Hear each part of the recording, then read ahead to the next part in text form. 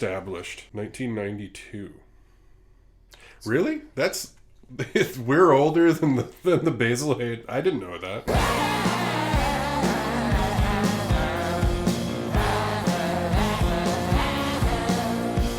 Hey everyone, we're the Deathless Dogs, and we're coming to you from a bit of a different location here, the back room at the Emporium, because we had some difficulties with some things and didn't get our stuff set up in the main room. But those of you who watch us live stream will recognize this, and those of you who haven't watched us stream yet should.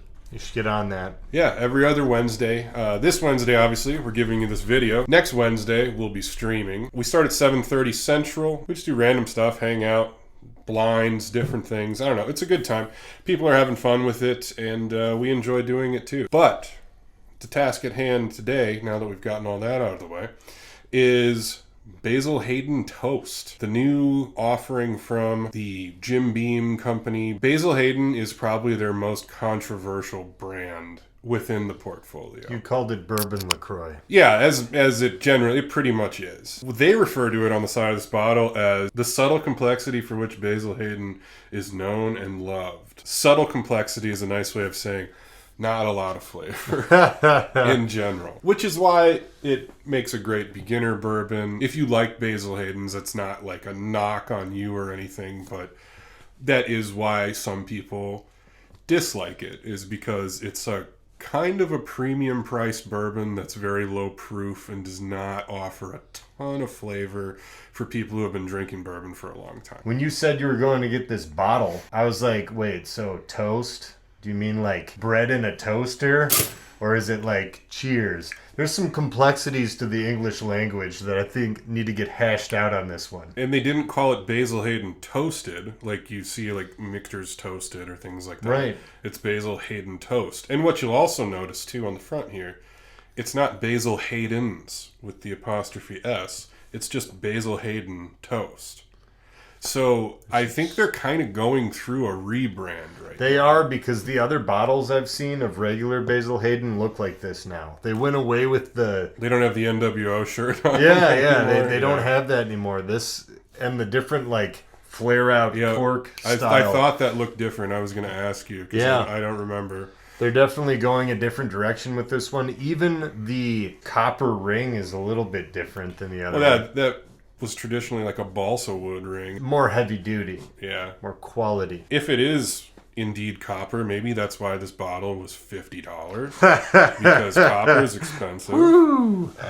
That's one of the biggest knocks on Basil Hayden is the price. There are some other weird things going on with this bottle though too. This is a brown rice bourbon. So rather than rye, they're using brown rice in its place, which they're saying takes out some of the spice and gives you more of a sweet kind of thing. This won't be the first brown rice Jim Beam we've had, though, because Little Book Chapter 4 also used brown rice bourbon. I'm guessing it's going to be like the same stuff that was in Little Book Chapter 4. I would imagine. Just a different finish on it. I think both you and I liked that. Yeah, I liked it quite a bit. I looked up online on some other things here I've actually got pulled up. It's kind of confusing the way this site is wording it. It's making it seem like they're taking a portion of this is being finished in a secondary toasted barrel, and then it gets blended back into the brown rice bourbon that's been in a level 4 char barrel. So you're getting both there, where you're going to get the heavy char as well as that toasted barrel, and they're melding them back together to make something that apparently they think is worth $50. I mean, generally, I feel like that secondary toasting barrel thing does up the price a little bit. You see that with some of the Michter's line, and I think this is just kind of a way for Jim Beam to really push that brown rice bourbon idea. While it doesn't have the weird NWO shirt on it anymore, I do think it's a cool label. Yeah, I think they tried to class it up a bit. I think, they're kind of trying to take back the brand and freshen it up a little bit. I do like the top on it. There's something weird. I don't know if you notice what I'm noticing on that cork. Fake cork with like imprints. It's a synthetic cork that they've like dug in little fake real cork etchings in. It's just, it's let's ding the cash register one more time. You know what this kind of reminds me of? Did your parents ever let you watch Ren and Stimpy? I wasn't not allowed to watch anything really. They frowned upon me watching Ren and Stimpy, so it's like one that I'd gravitate towards just because. What was his name? Powdered Toast Man. Powdered Toast Man. Yeah. Yeah. Fresh bottle pop. Hey, that was a decent one. It's a good pop. It is a weird little cork. They went weird, yeah. So, I mean, the color on this looks a little bit darker than regular Basil Hayden, I would say. This is giving me a familiar note to the Little Book 4. It smells a little bit darker and richer than Basil Hayden, but it does come through pretty mild like Basil Hayden as well. Like, it's very kind of smooth, subtle. Yeah, it's not really as spicy. No, it's like grainy. There's an earthiness to it that kind of, in a way, reminds me of that almost tobacco note that we get out of Russell's Reserve, just not as pronounced. We're going out to the farm and we're picking corn and we're getting the soil. It's probably around October, November. The corn is drying on the stalk, peeling it, getting ready to store it for the winter or something, It's kind of sour to me and almost smells like Budweiser. So you're still kind of going with that beerish theme. Like Budweiser's made with rice. Yeah? You see what I'm getting? Like kind of a stanky Budweiser smell. Like it's been sitting out on your counter. The one you forgot about. Maybe somebody dropped a cigarette butt in it. You're going stale Budweiser? Yeah. Have you ever drank one of those the morning after? Thank God. As a kid, I drank a Pepsi that had a bee in it. Oh. Like I didn't get stung, but I felt it and was like, and freaked out. So ever since then, I look in every can before I drink it. But yeah, it could be because my nose is messed up. I don't know if you're catching that too. I don't know about stale Budweiser, but I could kind of see a beerish note to it. Like a malt liquor-y kind of. Which is on the sweeter side of the spectrum too. Yeah, alcohol smell though. Not alcohol burn, but alcohol smell. Like you're talking isopropyl alcohol, like rubbing alcohol. Okay. Which at 40% alcohol by volume is a bit depressing, I guess. All right, let's just jump in and taste it and see what we get. We already kind of went over the English language cheers versus toast thing. We've always had a cheers of our own, and that, of course, is clink 'em and drink 'em. First impression, watery mouthfeel, but there is some flavor there. More flavor than what's in a regular Basil Hayden. Yeah. There's no flinching. There's no kick. No. It's kind of there and then it's gone. I was expecting a little bit more of that appley sourness that comes with the original. This one, there's a really strange flavor that kind of announces itself. It just kind of kicks down the door, really. It's like, It's got to be that toast element that they're really pushing for. Well, and it's the brown rice, because this is a totally different mash bill than regular Basil Hayden. Yeah. It's totally different. So it is sweeter. You're not getting that rye spice. It's caramely, and it still does have this apple aspect to it, but it's very bitter at the back end of the tongue. The finish is reminding me of brown ale, like Downtown Brown or a Newcastle or something like that. That dark kind of beery. It's a bitterness, but it fades to a sourness. It's kind of sour. I'm talking at the very back end, right before what would be a Kentucky Hug that isn't here because we're dealing with 40% alcohol by volume.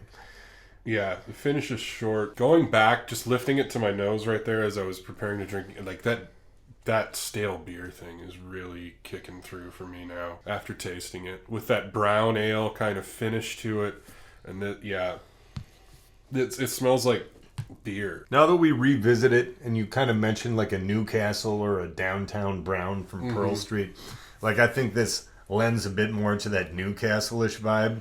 But a Newcastle that got left out in the sun and then staled out. Yeah. Was this a limited run, or did they just want 50 for this because it was in a toasted barrel? Well, I don't know. Regular basil is like 40 something. So, I mean, this is a special offering, so it's going to be 50. I'm not really a fan. At $50, it's just like, no. $50 for 40% alcohol by volume. I think what you're paying for is just a lot of bells and whistles and fancy marketing and this, we're going brown rice instead of rye thing. It really just tastes like beer to me. I like regular Basil Hayden, and I would drink regular Basil Hayden over this probably 9 times out of 10. I don't hate it, but it's not worth what I paid for it. I get that it's like an experiment. It did not play out as well as like Little Book Chapter 4 did. Little Book Chapter 4 brought in some other elements, I think, aided by the proof.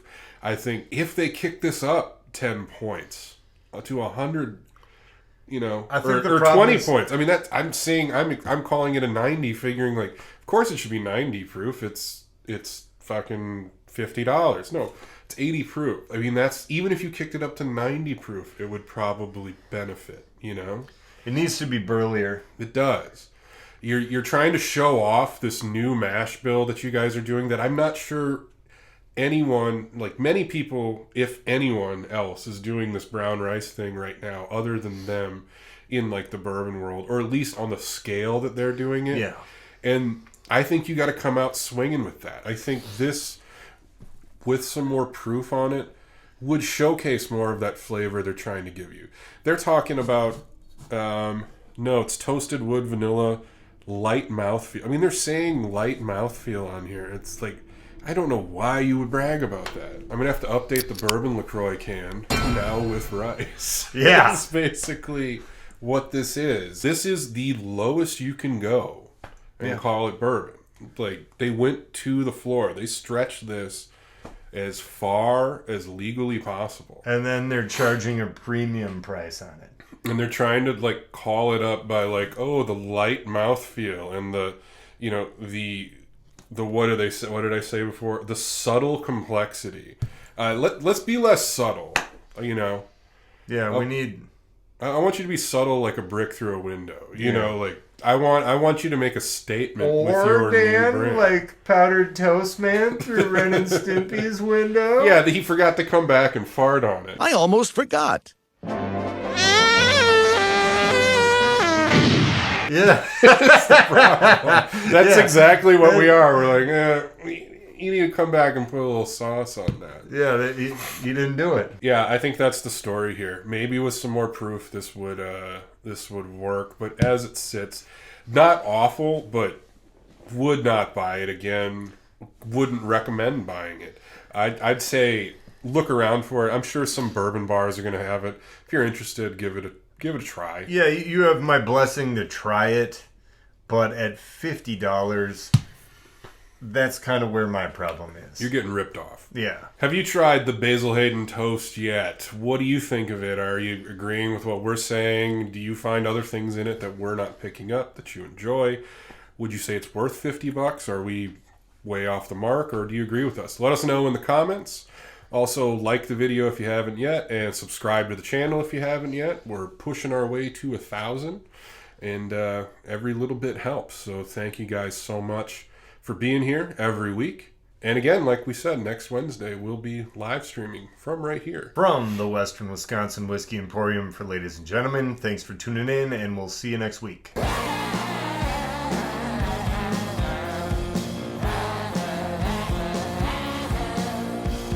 At first, like when I found out, I was upset, but then, I really started to think about it, and plus I drank a lot of whiskey, and then afterwards, off it a little, I just thought, like that.